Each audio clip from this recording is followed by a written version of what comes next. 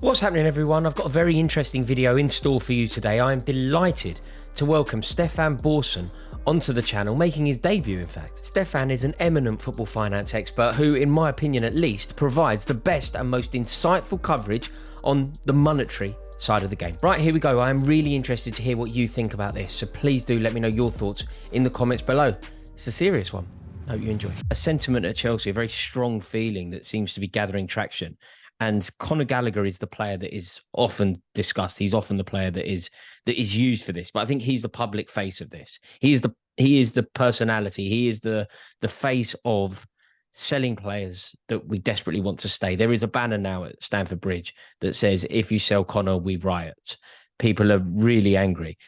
Do you expect, from your understanding, that there will now be, last summer there was an exodus of Chelsea players, a lot went to Saudi Arabia. Would you expect to see another exodus this summer? Well, it's hard to see how that won't be the case. I mean, why would you be selling Conor Gallagher anyway if you didn't have PSR problems? Why would you even be thinking about it? Why would we have had the Conor Gallagher situation in the last two windows? Why would we even have been talking about Conor Gallagher going in January when the guy has been a mainstay of your team and has been captain for most of the season? So, that tells you, that should be a red flag to every Chelsea fan that doesn't believe me that you've got some issues. But it's not a brilliant situation that they created for themselves now, because he's moving into the last year of his contract. He hasn't, there doesn't look like there's a contract offer that's acceptable on the table. And unfortunately, the big buyer, unless you can get some competitive tension into the process, is the one big buyer you wouldn't want to be against. Because, it's not a surprise that the player, the team that Brennan Johnson ended up at on the last day of the window when Forest were over a barrel, it's not a surprise that he ends up at Spurs. Yeah. Right? So we know that that's going to be their issue. And so they may just take a decision. I mean, Gallagher's so important just because he's so much more valuable than the other players that we're talking about here. It's all very well to talk about people that have got release clauses, and Brozier's got a release clause at 40. Nobody's going to pay 40 million for Brozier, right? Yeah. And they're certainly not going to do it before 30th of June. Maatsen has done well at Dortmund, but probably they're not going to pay 35 million quid for him, probably. And certainly, again, not before 30th of June. Chalobah has been on the market now for 2 years, right? He's got a big fat contract. He's not going to go for 20 million quid. He's going to go for half of that. It's like the same situation with the guy, Loftus-Cheek, that went to Forest. He ended up going for 3 million quid. Yeah. Hudson-Odoi. Yeah. Hudson-Odoi, sorry. Yeah. He ended up going for 3 million quid. Yeah. Right. And then people talk about, well, what about Hall? Hall's already in our numbers. Hall is done, right? So don't think about Hall. You need money on top of Hall. Hall is done. So whatever you want to believe about, it's conditional, and Hall is as good as done. The condition that needs to be fulfilled in Newcastle is something that couldn't possibly not be fulfilled. So Hall is in the numbers for 23-24 already. I see. I've been fairly scathing about the Chelsea ownership virtually since they came in. I have actually christened them the worst thing to have ever happened to Chelsea Football Club. From your understanding, looking at it through a slightly different lens to what I do, which is via a fan, is it as bad as it seems on the surface? Well, look, I think the first thing to say is that they arrived in quite a difficult situation. I mean, had they not done the deal, there would have been a liquidation risk for Chelsea just because of all the issues that they had. So you have to give them some credit for effectively saving the situation and putting their hand in their pocket, which they did quite handsomely. I mean, I've said before, I think they massively overpaid for the club. You have to be reasonable and say these guys are putting their hands in their pocket and putting their money where their mouth is. So I wouldn't be overly harsh on them from that perspective. But clearly, everything that could have gone wrong has gone wrong so far. And that's difficult to deal with, and especially difficult to deal with where you're coming into a market where it's a game that you don't necessarily understand in the way that you understand the sports that you've made success of. And therefore, there's a learning process. The strategy that they've employed, this buying lots of players, buying lots of young players, ultimately it hasn't worked.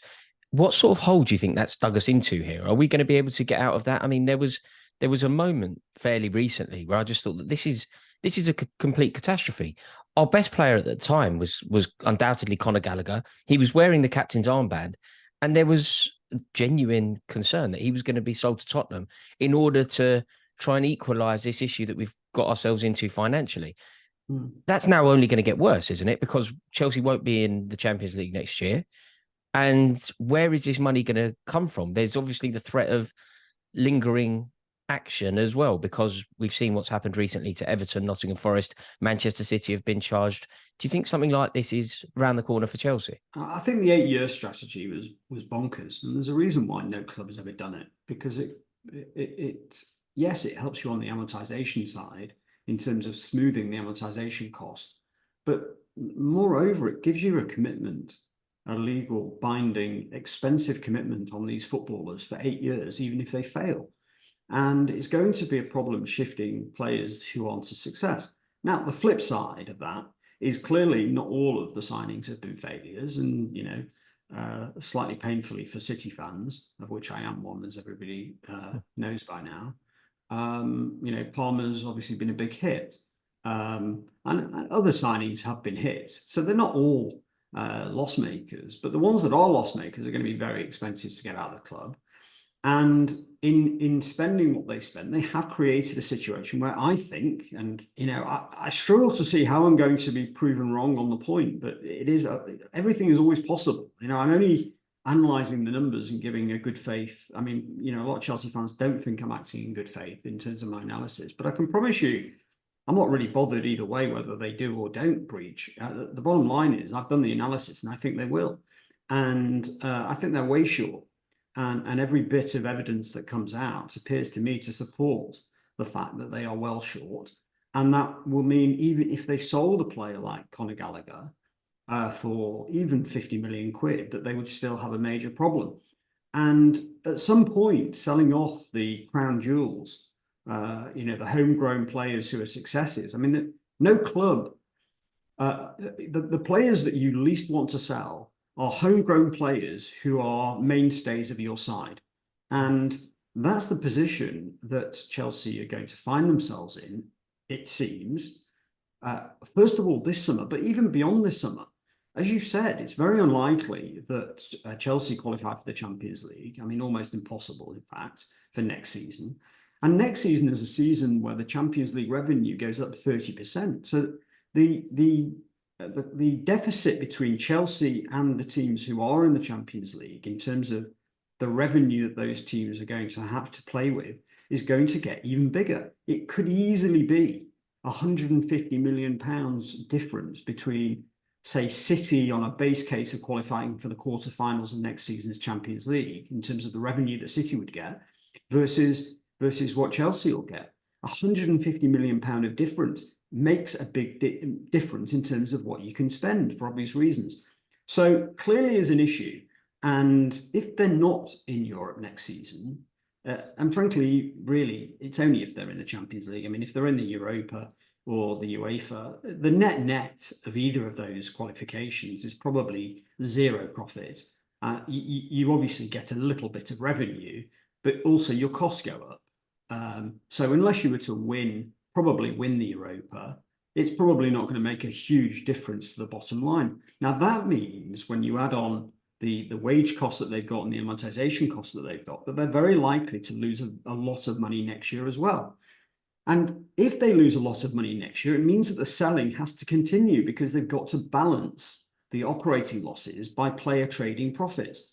And it seems to me that at some point, you run out of crown jewels, those homegrown successes to sell. So in a nutshell, that's where I think Chelsea's problem is going to be. And I haven't even spoken, we can speak about it if you like, but this could go on a while. We haven't even spoken about the admitted off-book payments that have occurred under the Abramovich era, which I believe are serious. And again, it's not about scaremongering. I'm just trying to explain to people what's going on and what it means. The reality of those off-book payments is, first of all, they're admitted. Secondly, it looks like they're systematic and deliberate. And thirdly, it means all of the accounts for quite a long period are wrong. But it's admitted, which means that when it goes to some kind of independent commission, the only real discussion is about mitigation and aggravation, aggravating factors. So from a mitigation perspective, clearly they will get a big discount for admitting it, and clearly they will get a big discount for the cooperation. But if the aggravating factors are that this has been systematic and deliberate and created over many, many years, a sporting advantage for Chelsea, they have a risk that the independent commission will throw the book at them. I'm sure this is a really average question, but just so that I can understand it, and I'm sure that people who are watching this may not fully comprehend the severity of this. Can I just check if it's admitted by Chelsea, but it was by a previous regime at Chelsea, do we still hold the new regime accountable? Because ultimately, as much as I've made it clear that I'm not a huge fan of Todd Bowley and everything that's gone on under Clearlake, this wasn't his transgression, was it? No, that's correct. It's not his transgression. It's the former ownership and former management team. But I'm afraid that the liability for matters of this nature stay with the entity and stay with the club. They are responsible for what happened under previous ownerships. And it may be over time, it is absolutely possible that there ends up being a very, very significant case between Clearlake and Abramovich over the sale of the asset.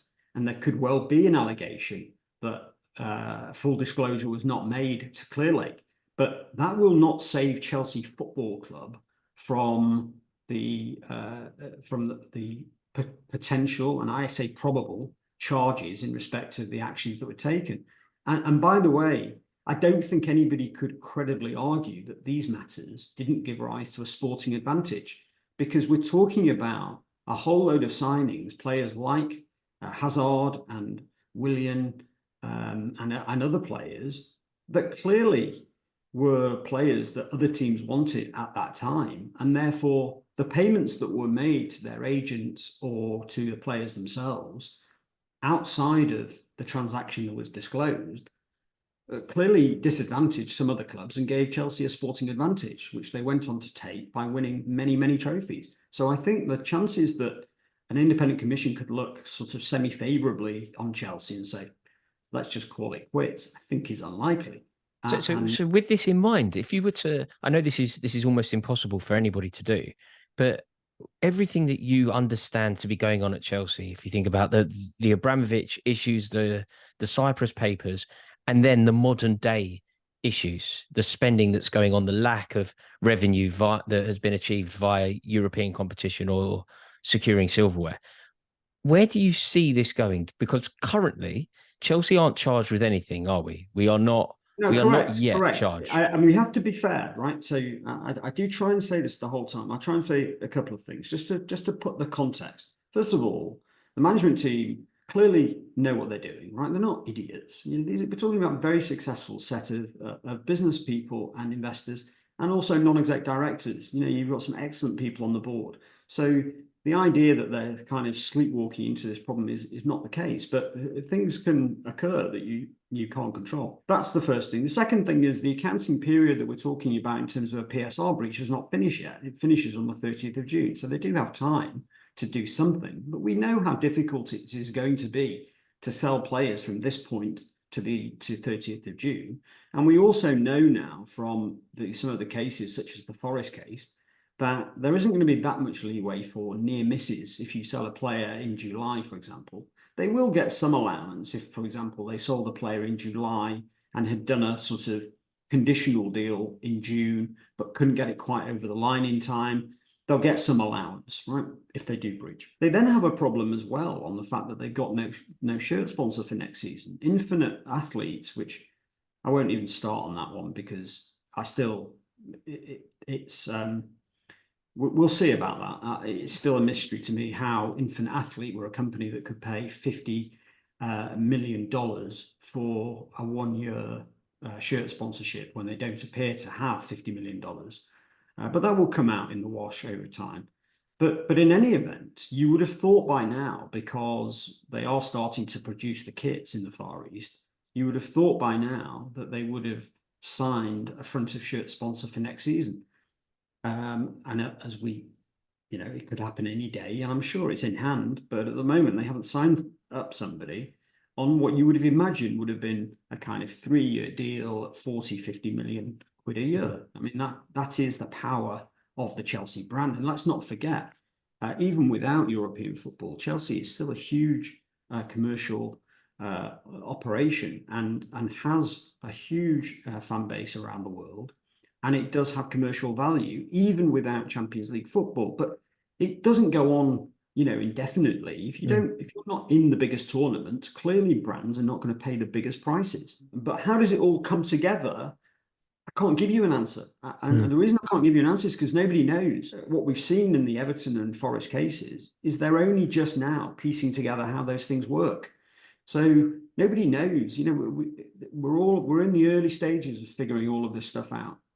Is there a world, though, where we could see what the penalties, we could see what Everton were charged with and see what their ultimate penalty was, see what Nottingham Forest were charged with and see what their ultimate penalty was? Is there a world where we could see what Chelsea, if there was a charge, would be charged with and then extrapolate to what a penalty would be? Do you think it would be points? Would it be like Juventus ended up going down tiers in football, didn't they? Yeah, look, I think you have to separate the PSR breach, relatively simple but significant PSR breach for the season, let's say, which we know now is going to be a penalty of around 3 to 9 points, probably 3 to 8 points before mitigation. And clearly, we also know now that if you cooperate and you admit the breach straight after you've been told that you breached, you'll probably get another 2 points back. So you start with that kind of range, and you can start to, we're getting to the point where we can kind of predict in a vanilla significant breach, we can kind of predict the range.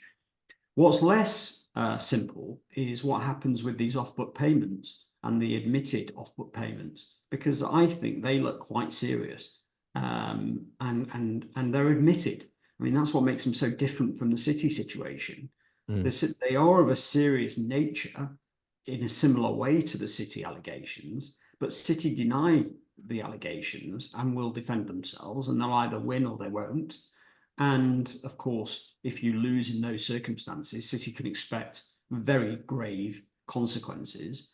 But if you admit these things, but they're still very serious, yes, you get the mitigation for admitting things and a kind of guilty plea. But of course, they're very serious. And how does an independent commission not punish very serious things very severely? You would think they would be bound to. So that's really that's the problem Chelsea have got, in that there's these two separate baskets that might come together or might not. It seems to me very hard for the Premier League, given where they backed themselves into in respect of Forest and Everton, and City in a different sort of case. It's very hard now for the Premier League to go, well, we really don't like what we've created with Forest and Everton, so we're just going to try and find a way to get sweep the Chelsea one under the carpet. They're going to have to do Chelsea on the same basis that they've done Everton and Forest, and they're going to have to do Chelsea on the same basis that they've done City, assuming that everything we know about is correct. So that's the problem. And mate, Stefan, thank you so much for this. It's really, really enlightening, if a little troubling. Really do appreciate it. I know it will upset lots of Chelsea fans, but I can promise you, no axe to grind with Chelsea. I mean, I'm just trying to explain the situation. Well, people don't need to believe me. I mean, it's really that simple. Amazing. Really appreciate it, Stefan. Thank you so much for your time. Cheers.